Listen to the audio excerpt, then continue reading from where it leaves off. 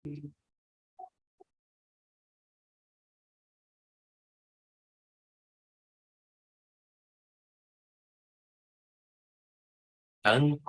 panidang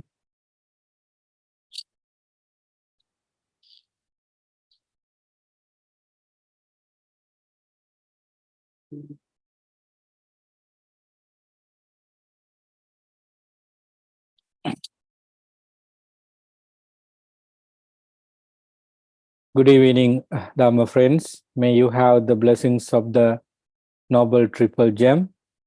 We are going to begin this evening Sutta study class by paying our due respect to the Buddha, Dhamma and Sangha. Before that, I just want to welcome you all for today's Sutta studies.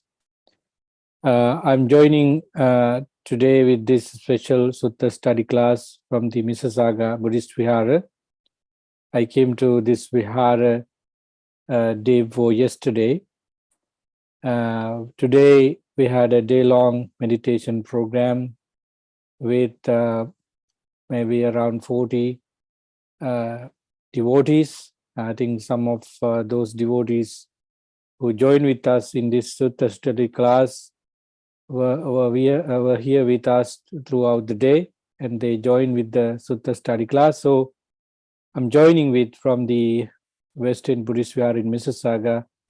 And first of all, I should pay my respect and thanks to Pantes here at this temple for allowing me to have this session.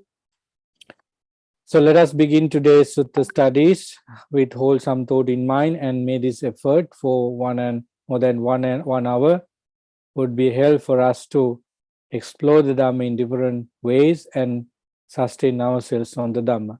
Let us pay our due respect to the Buddha to begin the Sutta studies. Sadhu, sadhu, sadhu.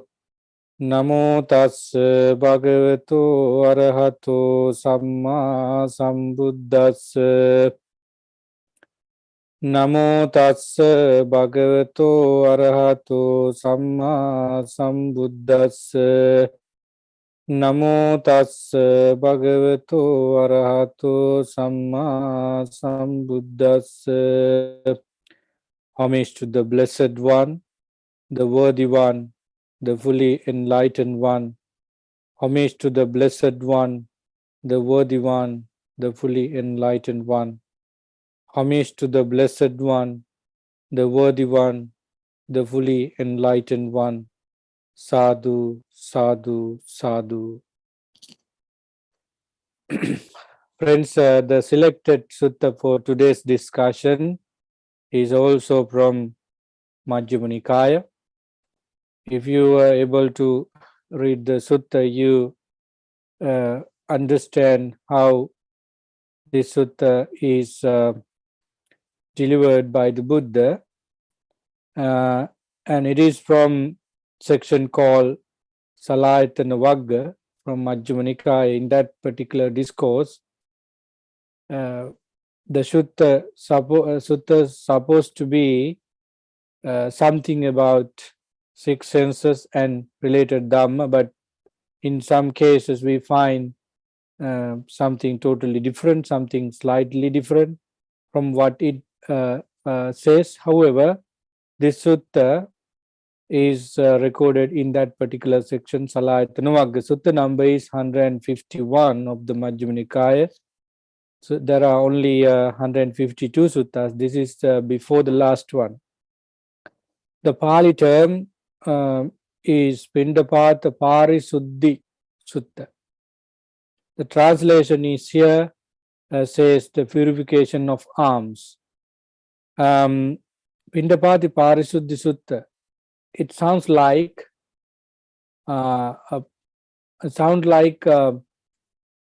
someone become pure from receiving food, or it could be either the way the person takes food would be purified by way of practice, or something like that. This particular sutta, by its title, could not be guessed what it is, but when you go into the details of the discourse, you can see what kind of Dhamma it offers. Perhaps you might thought that this sutta is not related directly to us because it talks about when a bhikkhu or bhikkhuni uh, become pure from taking foods from others.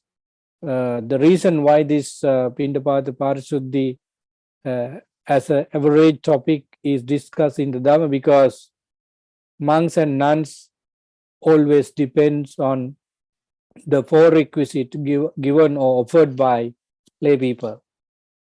If we are not up to the right Dhamma by the name of Vinaya and Dhamma practices, it's a demerit for us.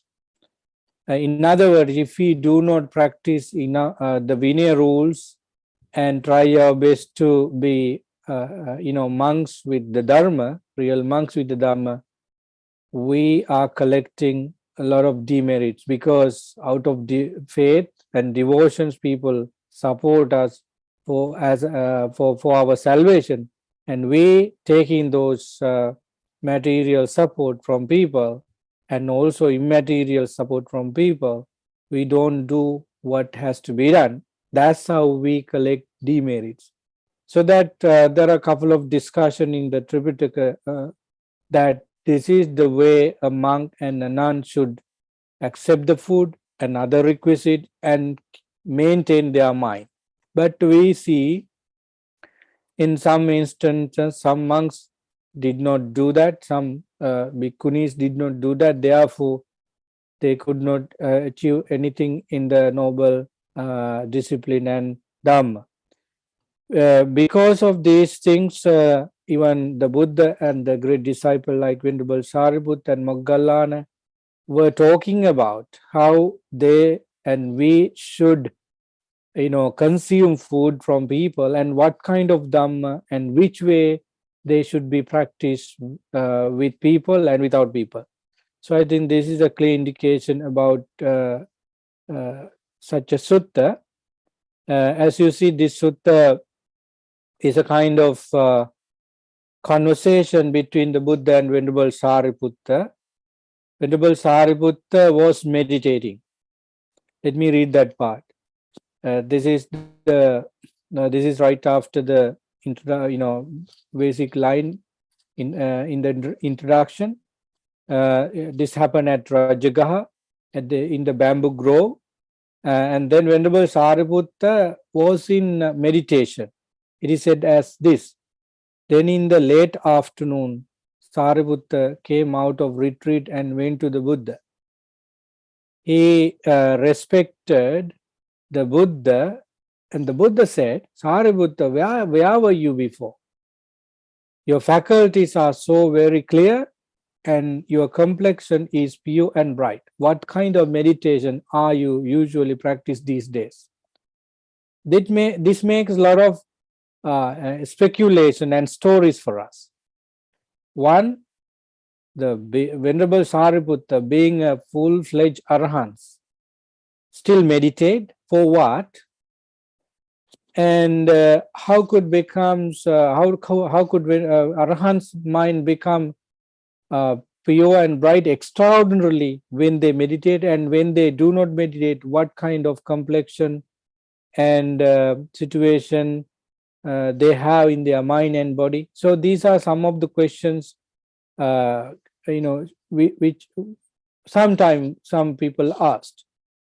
So friends, I just want to tell you at the very beginning that the Buddha and disciples like Venerable Sariputta and Venerable Moggallana and Mahakassapa, they were doing their meditation when they do not have particular jobs like preaching others, helping others with instruction for meditation.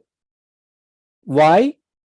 That's how they enjoy their freedom from suffering.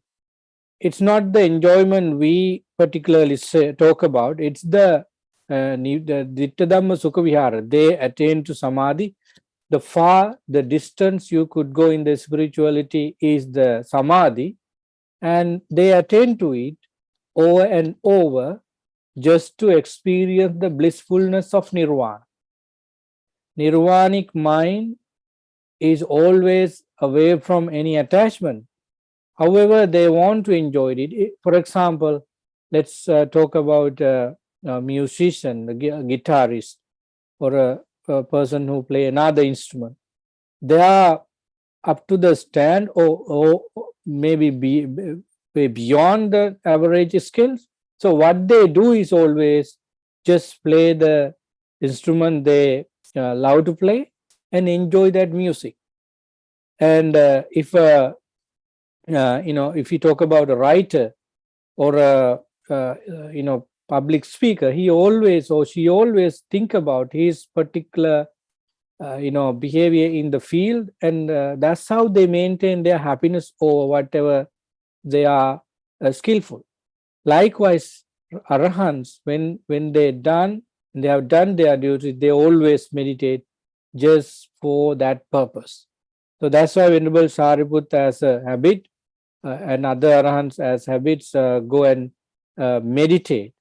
And it is again another help for the monk who have not ready for the enlightenment. They look at Venerable Sariputta, they look at the other arahants, see they are giving some good inspiration for us by meditating even after they are full enlightened.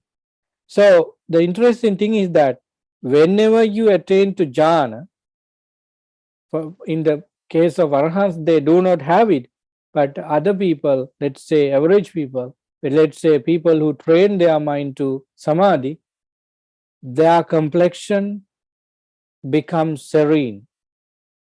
Their face would be very pleasant, and we feel this whenever we do meditation, because your mind is in a fight at the very beginning, but later on you win in most cases and attain peace and happiness in the mind, and it shows from your face. So then this is how the conversation went on, and then the Venerable Sariputta said, "Sir, these days I usually practice the meditation on emptiness, sunyata vihara. The Pali term is sunyata viharana. So Venerable Sariputta said that I practice sunyata in these days, in my meditation these days. Then the Buddha gave a very clear message that sunyata viharana, or meditation on emptiness, is the act of great man. Good Venerable Sariputta, it seems you usually practice the meditation of a great man, for emptiness is the meditation of a great man." So how do we practice emptiness? Have you tried it before? What kind of things you actually focus when you practice emptiness? I want to add here that emptiness is also a result of any meditation. If you look at Chula Sunyata, Mahasunyata of the same Majjhima Nikaya, it is something to achieve for everybody. So you slowly, gradually take your mind from any attached objects, such as various things.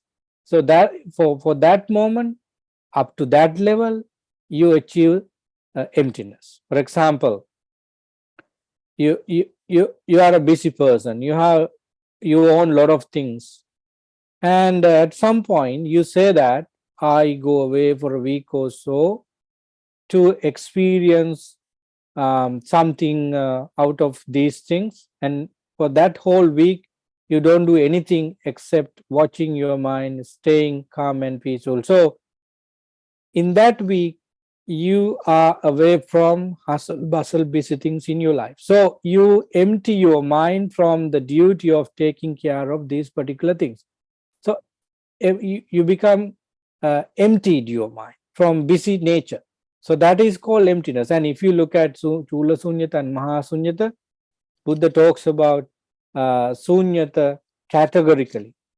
So for example, monks who have been sitting in front of the Buddha for listening Dhamma has given up their lay life with anything attached to lay life.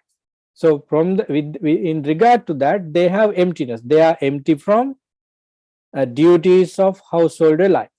However, they are not empty from the idea that I am a monk. I live at the vihara, and many other unwholesome or wholesome things are always knocking in their mind, so that they are not fully empty from craving, but they are empty from the duties of a family life. Suppose that particular monks, they are practice sati sampajanya, clear comprehension, mindfulness and clear comprehension, yoniso manasikara, and they are able to differentiate their mind from certain bothering state due to their practice of yoniso manasikara and sati sampajanya. As a result of those efforts they take, they could easily take their mind away from certain disturbances, so that their emptiness is much higher than the previous state. Likewise, in Sunyata Sutta, Buddha talks about the emptiness in such a way that simply we talk about our mind is empty from the attack of greed, hatred, and ignorance. So that type of sunyata we talk about in Mahayana. The sunyata is a big topic, and in Theravada, it's not that much clear, but from Paticcasamuppada, from all the other important aspect of Dhamma, what we achieve is emptiness. Empty from greed, hatred, and delusion is called nirvana, so that in nirvanic mind you have emptiness. So Venerable Sariputta answered that I practice mind, emptiness meditation on emptiness, and Buddha admired it, saying that it is the act of a great man.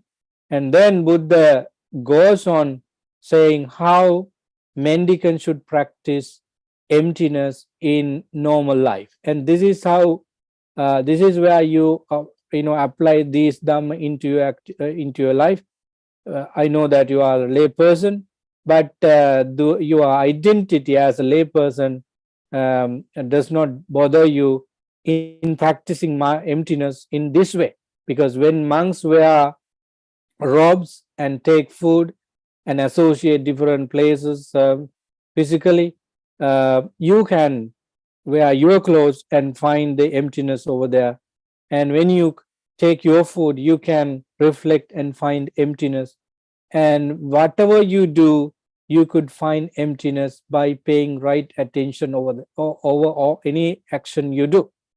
So I know that you can apply the Dhamma in such a way, because you are you are knowledgeable people about the Dhamma, and what we all need is practice on different Dhamma in day-to-day life. Then only we can taste them. So I go to the part where the Buddha continues his sermon. So it is the very point of selecting this discourse. Buddha said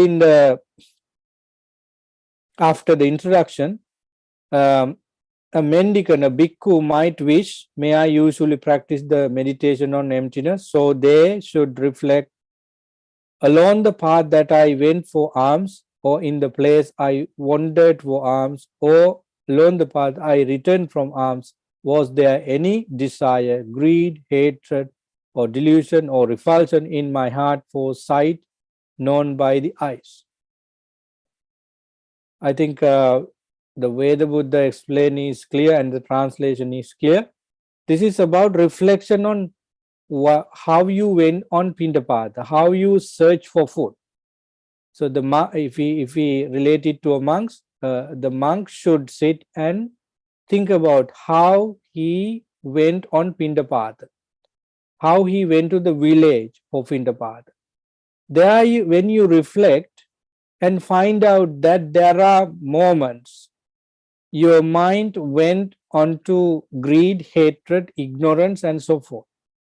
And if you find, after checking, if you find that you were unmindful, you were greedy, you were lustful, you were not on particular mindset, then what you need to do is to determine not to have it. This is how it said. If, suppose that upon checking, bhikkhu knows that there was such desire, greed, hatred, ignorance, repulsion, and so forth.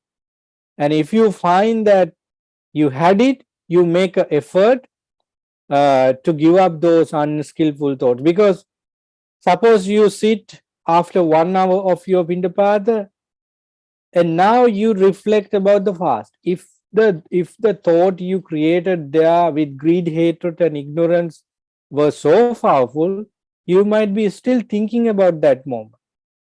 I remember a story, and its story is about a young monk who had a kind of lustful idea about a village woman.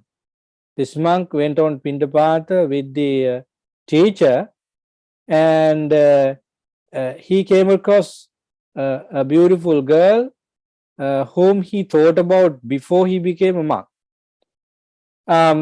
Accidentally, they happened to meet them, and now this monk could not eat well because all the time he is going to eat at the vihara. He remembers that beautiful girl, and whenever he went to clean the ground and fetch water, he remembers sometime he dropped the basket, sometime he is keeping the broom without cleaning the ground and looking at one direction without him. It happens because of the power of that desire, greed. So if that kind of unskillful thought arose in your mind and continue it to the present moment, you may take a right effort to alleviate. How could we apply this to us? Perhaps at your office you had a fight, you had a disagreement, and at home you remember it many times because you know those important practice, important 8 hours or 6 hours in your life, and they are unforgettable. Even if you came home after work, they are related to your life. So you must be talking about those important things with your wife and husband, children, parents. So they are related to your life. So if something negative happened to you in the office, in the workplace, on the road, you can recall it over and over. So like, what do you do then? Try your best to make your mind away from the unwholesome state, so that you would be able to make your mind peaceful again. So very thing the Buddha suggested us here is that just understand your mind is with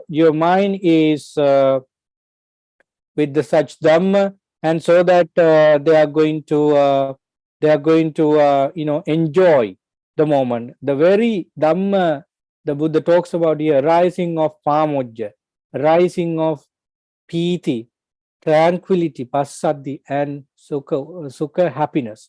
So when you know that you didn't have any particular such mistakes and misbehavior mentally or physically or verbally, you are going to be happy.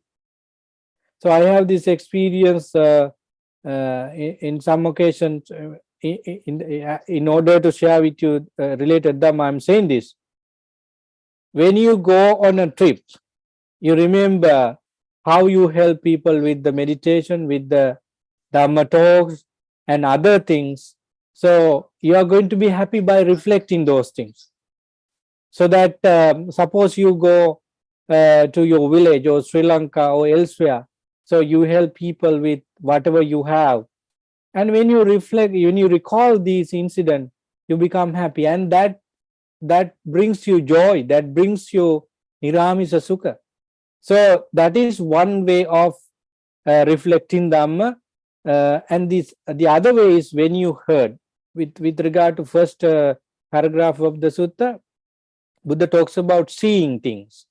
If you see something during your Pindapatha and it is with some greed, hatred, and ignorance, then you do away with those greed, hatred, and ignorance. And if you didn't have such state, such thing in your Pindapatha, you overjoy, and you have Piti Passaddhi and other important qualities. With regard to hearing, with regard to smelling, with regard to other ways of taking information, you check with your own past and see that you are pure, you are clean, you don't have any problem with any sense, though, so that the joy and happiness might arise.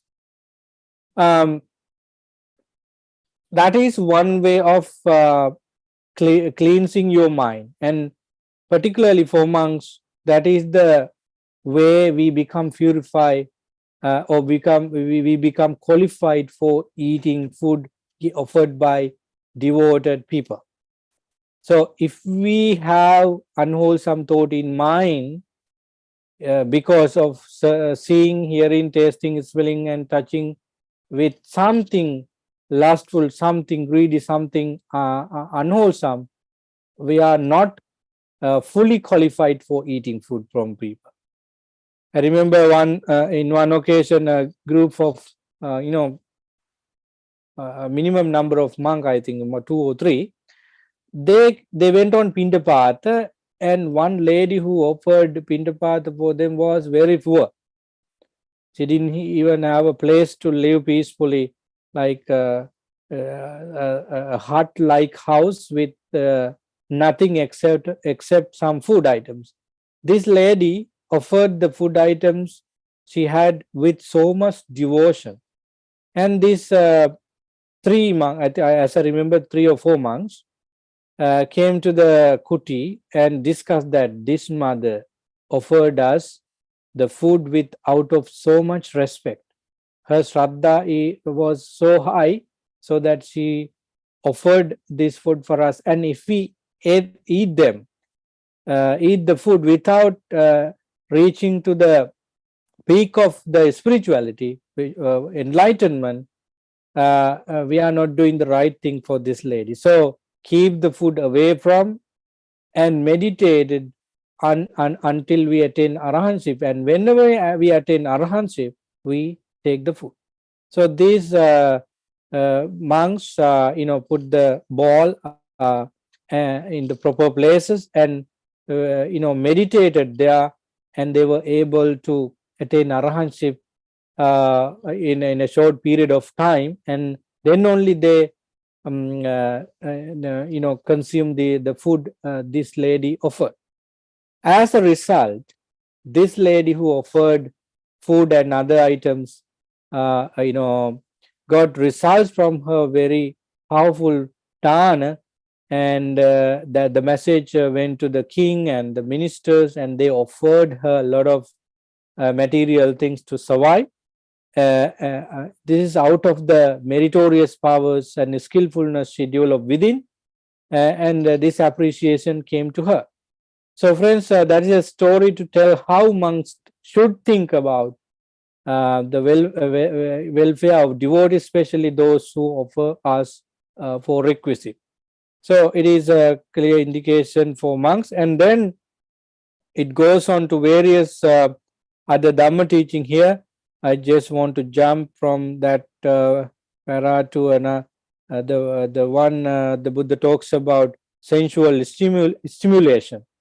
So when you reflect your fast, immediate fast, I would say, now you are at home, except 1 or 2, everybody joins from here in Canada, and I think 2 people joined from Sri Lanka. So we have done everything for the day. So we can reflect everything we did today. That is something we all should do. When you go to the bed, just before you sleep, check whether you did everything right for the day. So when you check the daily activities like that, you might find out those certain activities which are powerful spiritually, and some activities are with some greed, hatred, anger, and so forth. If you find out the sensual pleasure, kama guna in any activity. It means that you enjoy your mind in a normal way with seeing, hearing, tasting, smelling, touching, and thinking. So these are called kama. So then what you need to do is to determine not to have it again. And if you didn't really have any sensual stimulation during the day, it brings you joy. That very revelation make you stronger then and there. So that's how we continue them from there to further so that we become sustained on the teaching. Dhamma and Vinaya have been shining us more and more when we know that we did right. So then the Buddha talks about the 5 hindrances. As you know, the 5 hindrances are the representative of the greed, hatred, and delusion. They could damage us considerably for peace and happiness, so that we should be mindful about the 5 hindrances: sensual pleasures, ill will, and drowsiness, and then restlessness and worry, and then doubts. So if one of these arise and exist in our mind, the other 4 might support, and the peace and happiness have been completely gone. So that the monk should reflect whether I had 5 hindrances during the day. Have I given up the 5 hindrances? When you find out that you didn't, there you have to make an effort. All the time the Buddha talks about the presence of the virya to do abandoning of unwholesomeness.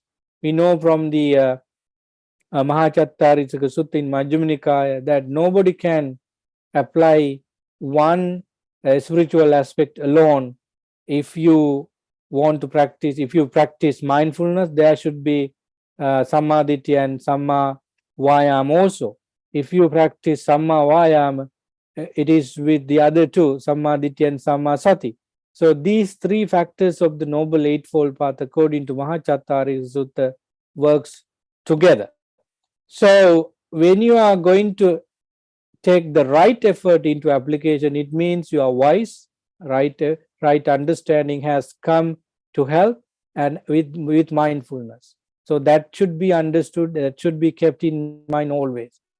So when you find out that you lived with 5 hindrances for a certain period of time during the day, you make the adjustment to your thinking right now in the present moment, that I do not allow those 5 hindrances come again in my mind. And then this kind of checking always help us to cut off the avenues of 5 hindrances, and the arising of pamujja, piti, passaddhi, sukha is also happening there. Abandoning of 5 hindrances mean allowing these jhana qualities come in. So that happens simultaneously. So that is another thing you could do in terms of practicing Dhamma. And the other thing the Buddha talk about here is 5 aggregate of clinging, and 4 foundation of mindfulness, and all the factors of the 37 factors of enlightenment. Let's go to the 5 grasping aggregates. Suppose you would be a particular person who really like to reflect the 5 aggregates of clinging as the meditation subject. If you have that as a habit, you always go to look into your mind, and what you see is 5 aggregates. So here we need to understand that 5 aggregates mostly mental. Then what do we have outside is the various manifestation of 4 great elements, and subtle elements. For example, we have a replica of a building in front of the table. We have the computer, we have some books. They are made by 4 elements. The nature of them are 4 elements. That is true. So we see them from our eyes, we hear the music from the ear, we smell the the things, and we taste the things. So having these sensory experiences, we create the rupa of the particular object or the person in us as an image, and we are going to love it or like or dislike to that particular mental image. So that rupa is then mental, and then the vedana, sanya, sankara, vijnana, the other aggregates are also mental. So that we come to an understanding that these 5 aggregates are nothing but the mental states. So when you check the activities you did during the day, you find out that you didn't abandon the aggregates, so attachment to 5 aggregates completely during the day. So you, in other words, you understand that you didn't do well with your meditation, with your reflection on 5 aggregates of clinging during last hours or last morning or this morning or this afternoon. Then your effort should focus on to abandon any fast, lustful, hateful experience, ignorance experience with regard to 5 aggregates of clinging. As a result of this reflection and making your mind towards the Dharma, again you experience rapture, pleasure, and tranquility and happiness. Do you see a very significant thing here? All the time when the Buddha talks about knowing what you have and make some adjustment, the very thing you experience is rapture, what you call pleasure, and then happiness and joy, something like that. It does mean that whenever you abandon some skillful things for temporary purpose, you experience jhana, you experience samadhi. Samadhi is nothing but peaceful mind, very solid mind, and there you have what you call emptiness. Your mind is empty from hindrances. Your mind is empty from any presence of greed, hatred, and ignorance. So that's why we need to understand the fact that meditation for eliminating hindrances is really required for everybody. I don't say that you all need to sit this much hour, this a number of time for a day and so on. It's up to you to decide whenever you want to sit, whenever you should meditate, and so forth. But the fact is that everybody should meditate. The very word meditation means the application of the Noble Eightfold Path in full form. So that is another significant things of the discourse. In each section of the discourse, every time Buddha talks about the knowing that you did well, joy arises, and when you take the right effort to eliminate the past unwholesome state, there also you experience the samadhi qualities. So it's not that easy for monk or lay people to do this kind of meditation, because Buddha talks about 5 hindrances. Before that, kama guna, 5 hindrances. Now Buddha talks about 5 aggregates of clinging. They are a very subtle subject of vipassana meditation. For example, seeing the impermanence on rupa, vedana, sanya, sankara, vijnana should be done by one who has some exercise on samatha. A handful of people are there always in each era who could do direct vipassana. Many people, depending on their character, find easy to do samatha meditation first, and then we turn the samatha experience into vipassana. So Buddha talks about 5 aggregates of clinging here, and it could be done by only those monks and nuns and lay people who have done some exercise on the Dhamma. So having talked about the 5 hindrances and clinging to 5 aggregates, Buddha talks about the 37 factors of enlightenment, starting with the 4 foundation of mindfulness. Have I developed the 4 kinds of mindfulness meditation? So we think about it. We think about our own practice. Have I developed enough? Develop the 4 kinds of satipatthana.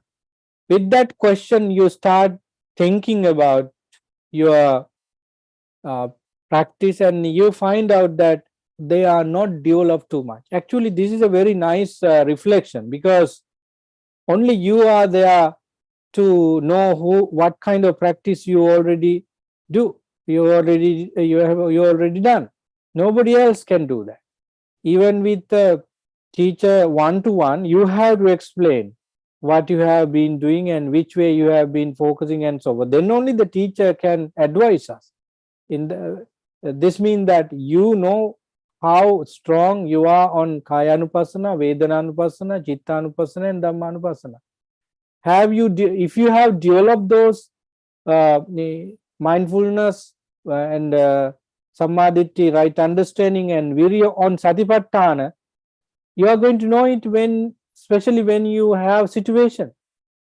In my understanding, if we have practiced 4 foundation of mindfulness, as the Buddha said in the discourse, we are not going to cry over anything happened to us. Sometimes people cannot bear the pain of losing loved ones, and sometimes people worry about various other things in their life. That happens because of lack of mindfulness training according to Satipatthana.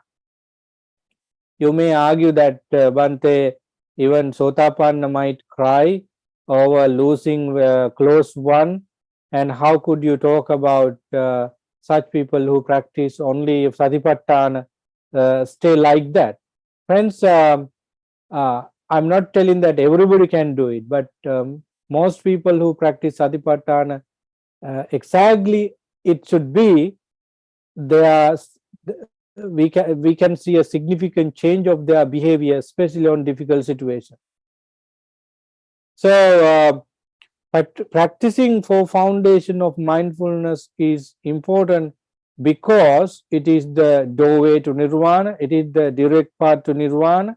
It purifies our mind, and the bringing samadhi is happening quickly with practicing of 4 foundation of mindfulness.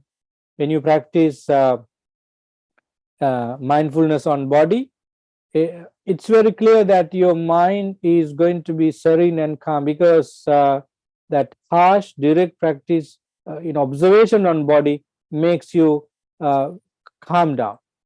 So I think practicing 4 foundation of mindfulness should be should be done by everybody, because it is admired by the Buddha, and those who really practice 4 foundation of mindfulness can reach to different stage of samadhi first than other people, and can go to different level of enlightenment sooner than, because there are other subject of meditation, but everything at the end practice mindfulness, but based on Satipatthana is really significant. It is reconfirmed in Anapanasati Sutta as well. Then the Buddha talks about the other 4 in the noble 37 factors of enlightenment, and it is the 4 right effort. One effort is to cut off the opportunities of unskillfulness, and the second effort is to eliminate those unwholesome states that have already arisen, and the third one is practicing kusala, bringing kusala into into application. And the last one, the fourth one, is maintaining that kusala further on your training. So these are the four right efforts. Sangvara, Prahana, Bhavana, Anurakana, the simple Pali term to mean all these details for right effort. And then we have four bases of psychic powers, uh, Chanda, Chitta, Virya, Vimansa. Then we have five spiritual faculties, five powers, seven factors of enlightenment, and noble eightfold path. So you sit comfortably and check your fast whether you practice 37 factors of enlightenment. If you did not find anything significant of the training, there you have to strive on again to practice it. Isn't this beautiful? Isn't this very important too? Because we are training people still make mistakes. When you know that you did a mistake, when you know that you didn't do well with mindfulness and patience and courage and so forth, Buddha has given us a comfortable feeling that you can begin it again. Don't worry about the past. It's in this what this sutta implies. Yes, don't worry about missing a statement. Just acknowledge them, and then you repair. You make a adjustment to your practice and practice the Dhamma again. So I think it is a significant thing. So with regard to 37 factors of enlightenment, if you reflect them, you have to know what they are. You have to keep them in mind by qualities, separate qualities, and then you see how they merge in your mind. For example, when you have right effort, that means you have right mindfulness, right concentration.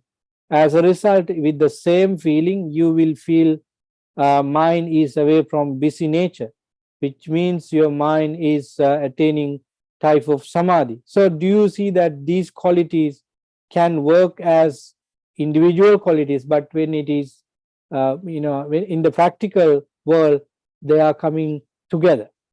So after talking about the 37 factors of enlightenment, the Buddha talks about the samatha bhavana and vipassana bhavana. So those who didn't do meditation for the day can go to the bed after everything for the day. You can check whether I did something. Did I something do to calm down my mind? Did I reflect certain things around me with the basis of the absolute truth? No, I didn't do meditate for long time. So there you have that sangvega. There you have that kind of need to do feeling in your mind. So that next time, or from the same at this time you think about it, you start your training. So samatha and vipassana are two vehicles to reach to nirvana. Both are required training. By samatha meditation, we try to achieve samadhi, and from vipassana meditation, we particularly aim wisdom development. So both samadhi and panya are really important state. At some point, type of panya help ourselves to bring samadhi, and with samadhi, what we do always is cultivating wisdom. So that samatha meditation and vipassana meditation are not that type of separating. They are interrelated, they are integrated, and if one practice meditation to achieve nirvana, he or she might have both in certain ways. So samatha, and when you check your mind and you realize that I haven't practiced both samatha and vipassana pretty much, so that I should take more time and do meditation on this just to complete my training. So that is also considered a situation where that particular monk or nun experience piti pamojja piti, and Passaddhi Sukha. So all the time you go through the Samadhi, you attain Samadhi. After Samatha and Vipassana, after the with regard to this, what we realize is knowledge and Vijja Vimukti. So when you check your mind whether Vijja and Vimukti are something to experience, you don't find. Then what you need to do is, I haven't achieved that much of knowledge and freedom from craving, so that I need to work hard. Instead of doing something normal, you have to strive on doing that, right? In other words, you find that you are not released from suffering. You have no greater knowledge to see Paticcasamuppada and Chaturara Satya in your experience. So that what you try is taking time and doing it. So that is another important thing in the discourse. Now we have come to the last section of the discourse. Having said this, the Buddha talks about the sensory experiences, how you manage to get away from unwholesome state through senses. And right after, Buddha talks about kama guna, sensory stimulation, then 5 hindrances, then upadana, pancha upadana kanda. Then Buddha goes on 37 factors of enlightenment. Then Buddha talks about samatha and vipassana. Finally, knowledge and vision.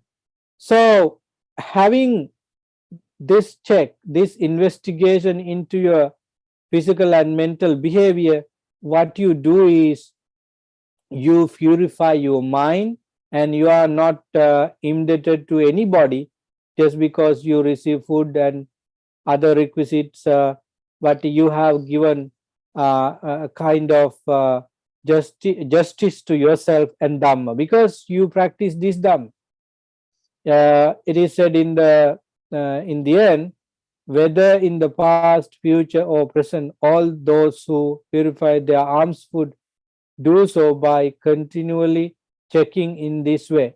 So Sariputta, you should all train like this. We shall purify our alms food by continuing checking. So the Buddha asked Venerable Sariputta to train his mind. That's what it means here. But through Sariputta, the Buddha was talking to us, to every disciples of the Buddha in the later period. If you want to be a very free person by every regards, you have to take these important Dhamma elements. So that's what the Buddha said, and satisfied Venerable Sariputta. Venerable Sariputta was happy with what the Buddha said above. So friends, this is the discourse pretty much, and I think the important statement of the sutta is that we do this reflection. Looking at the past, we try our best to make the present moment Dhamma-centered, and then we know the fact that future is nothing but a type of flow of whatever we do. Future is coming to us. Future and the past are not permanent entities, they are only concept in our mind. So, however, when you check your physical action, mental action, and verbal action regard to the previous moment, you are going to know what you did at that moment, and realization come to you that I shouldn't repeat it. Unfortunately, friends, by knowing everything, there are moments we do something negative. We know that our mind goes to the hell. However, we do not do any interference or mediation to stop that. So that there are many instances in today's society that people like to talk about the nirvana, dharma for nirvana, but less practice makes people not getting into it. When I say practice, means samadhi should be stronger. Samma Sankappa should be with samadhi, and then right effort along with mindfulness. So these are some of the cardinal practices of each of us should take seriously and try to turn ourselves into Sotapanna or Anagami or any other state of enlightenment. So that's what I wanted to explain from my side. And if you have any questions, uh, please feel free to say it, because your questions may help others to understand them in a different way. Perhaps you haven't thought about in such a way with your friend's question, with the other participant questions, you may get something out of. So that I encourage you to speak up. If you do not have questions, I understand that, because Sutta is very clear. The Venerable Sariputta talks about emptiness because the Buddha asked the questions about his meditation, and the emptiness is being explained as the absence of craving elsewhere in the Tripitaka. And Buddha said, in order for you to be free from bondage or demerits from consuming food, you have to practice emptiness. Don't find something essence in each observation. You always find that your mind empty with regard to particular seeing, hearing, and tasting.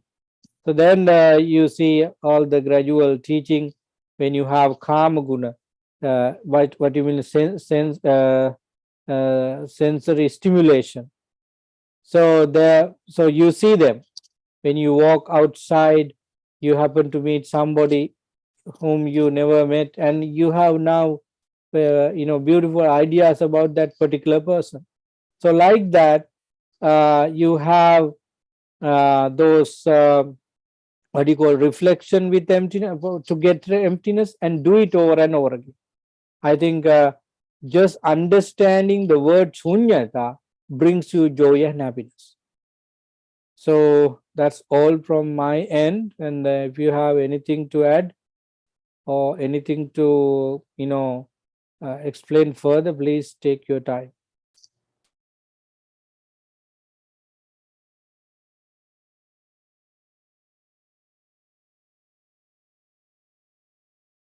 No concern and questions?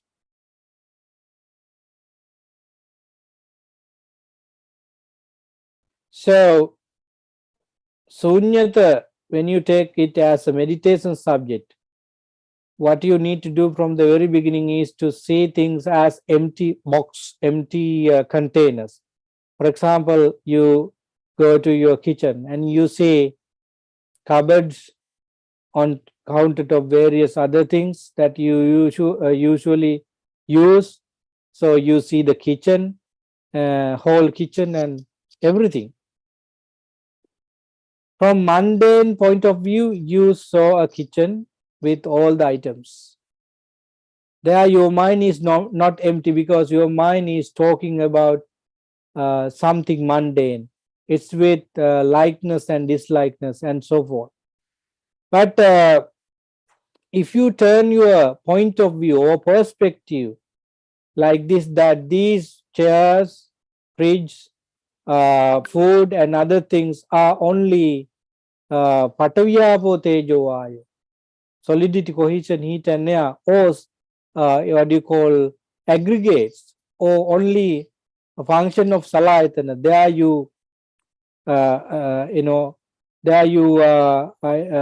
practice emptiness, because you recognize them from your labels in the mundane world, but your mind is talking about they are empty, they are made up of four elements. So in such a way you can practice upekka, you can practice sunyata. They are all going together. So friends, so in order to become a great man according to the Buddha, Mahapurusha, you should know emptiness. At least you you develop them and never shared with anyone. So that kind of things happen as well. So I just wanted to tell you that emptiness is a kind of summum bonum of each, and it's close to nirvana. It's of course nirvana. So to achieve that, we have to practice genuinely on and develop sila, samadhi, and panya. So emptiness is the key point here. Emptiness is scattered here.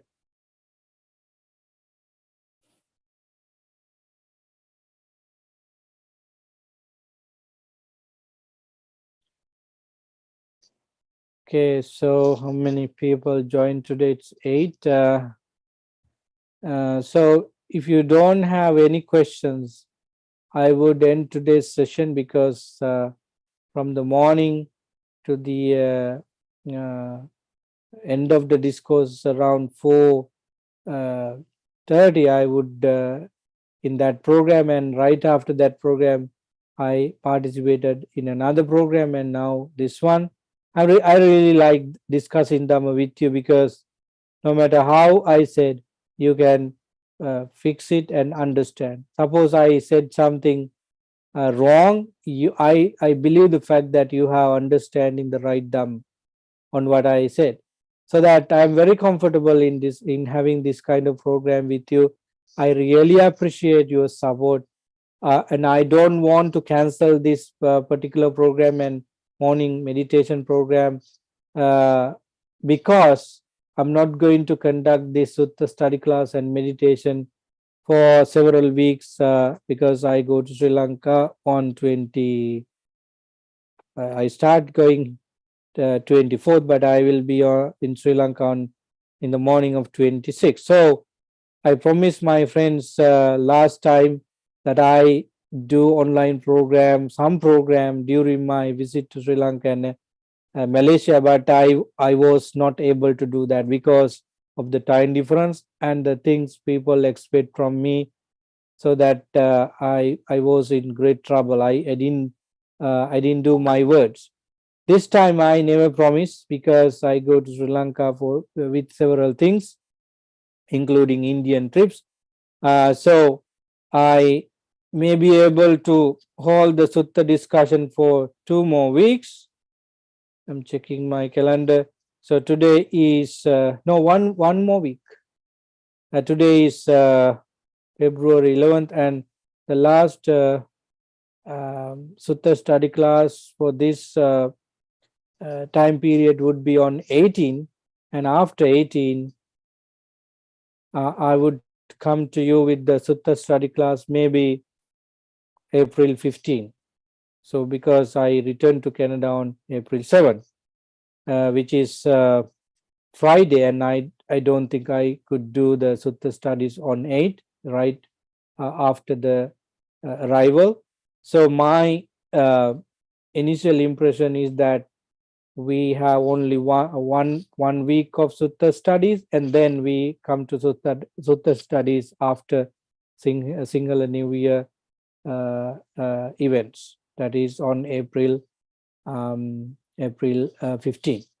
So friends, for the last time, we are going to meet next week, most probably from the temple I live in Ottawa. And I wish you good health and peace of mind.